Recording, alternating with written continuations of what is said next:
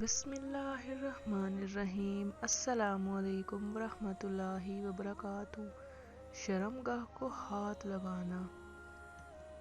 عضو مخصوص کو چھونے سے وضو نہیں ٹوٹتا، اگرچہ شہوت کے ساتھ ہو جبکہ مزی وغیرہ نہ نکلی ہو، خواہ ہتھیلی سے چھوا جائے یا انگلیوں کے اندرونی جانب سے۔ اسی طرح بدن کے کسی بھی حصے کو چھونے سے وضو نہیں ٹوٹتا، چنانچہ اگر کسی نے اپنے پاخانے کے مقام کو ہاتھ لگایا تو وضو نہیں ٹوٹے گا، لیکن اگر انگلی یا کوئی اور چیز مثلاً حقنہ دوائی چڑھانے کی نلکی کا سر داخل کیا گیا اور وہ چھپ گیا تو وضو ٹوٹ جائے گا، کیونکہ یہ عمل اندرونی حصے میں کچھ ڈالنے اور نکالنے کے برابر ہے، یعنی وضو ٹوٹ جائے گا۔ اگر کچھ حصہ داخل ہوا اور غائب نہیں ہوا تھا کہ اس کو نکال لیا تو دیکھنا چاہیے کہ اگر وہ تر ہے یا اس میں بدبو ہے تو وضو ٹوٹ جائے گا، ورنہ نہیں۔ اسی طرح عورت اگر اپنی انگلی یا روئی وغیرہ اندر نہانی شرمگاہ میں ڈالے اور تر نکلے تو وضو ٹوٹ جائے گا، ورنہ نہیں۔ شرمگاہ کو ہاتھ لگانے سے وضو نہیں ٹوٹتا جبکہ مزی نہ نکلی ہو۔ چھونا اجزائے بدن میں سے کسی جزو بدن سے بھی ناقص ہو، ناقص وضو نہیں ہے، یعنی وضو نہیں ٹوٹتا، خواہ چھونے والا اور جس کو چھوا گیا ہو دونوں برہنہ یعنی کہ ننگے ہوں۔ چنانچہ اگر کوئی وضو کر کے اپنی بیوی کے ساتھ ایک ہی پلنگ پر لیٹ گیا اور وہ دونوں برہنہ تھے اور ایک کا وجود دوسرے سے لگ گیا تو دونوں میں سے کسی کا وضو نہیں ٹوٹے گا، بشرطے دو باتیں پیش نہ آئی ہوں۔ ایک یہ کہ مزی وغیرہ خارج نہ ہوئی ہو، دوسرے یہ کہ شرمگاہیں باہم آپس میں نہ لگی ہوں۔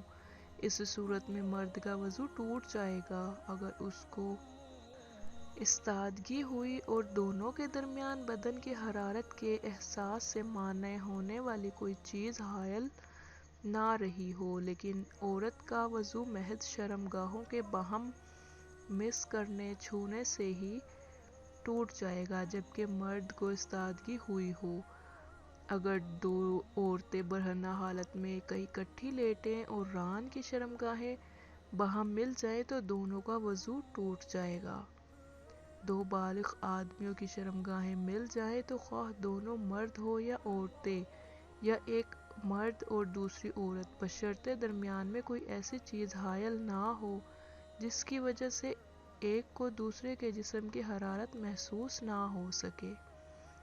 مرد عورت کے عضو مخصوص کو شرمگاہ کہا جاتا ہے۔ شہوت کے وقت ان میں قدرتی طور پر ابھار پیدا ہو جاتا ہے، اسے انتشار کہتے ہیں۔ اس کھلی مباشرت سے دونوں کا وضو ٹوٹ جاتا ہے، جبکہ دونوں کی شرمگاہیں انتشار کے ساتھ درمیان میں کوئی چیز کپڑا وغیرہ حائل نہ ہو، آپس میں مل جائیں، چاہے مزی بھی نہ نکلے، خواہ یہ مباشرت دونوں کے درمیان ہو، خواہ دو مردوں کے درمیان یا ایک مرد اور ایک عورت کے درمیان۔ وضو کے بعد کسی کا ستر، جسم کا وہ حصہ جس کو چھپانا ضروری ہے، دیکھ لیا یا اپنا ستر کھل گیا یا بغیر کپڑوں کے برہنہ ہو کر غسل کیا تو اس کا وضو درست ہے، پھر وضو دہرانے کی ضرورت نہیں۔ البتہ بغیر مجبوری کے کسی کا ستر دیکھنا یا اپنا ستر دکھانا گناہ کی بات ہے۔ مرد یا عورت کا ستر دیکھنے سے یا ستر برہنہ ہو جانے سے اپنا ستر دیکھنے سے وضو نہ جائے گا۔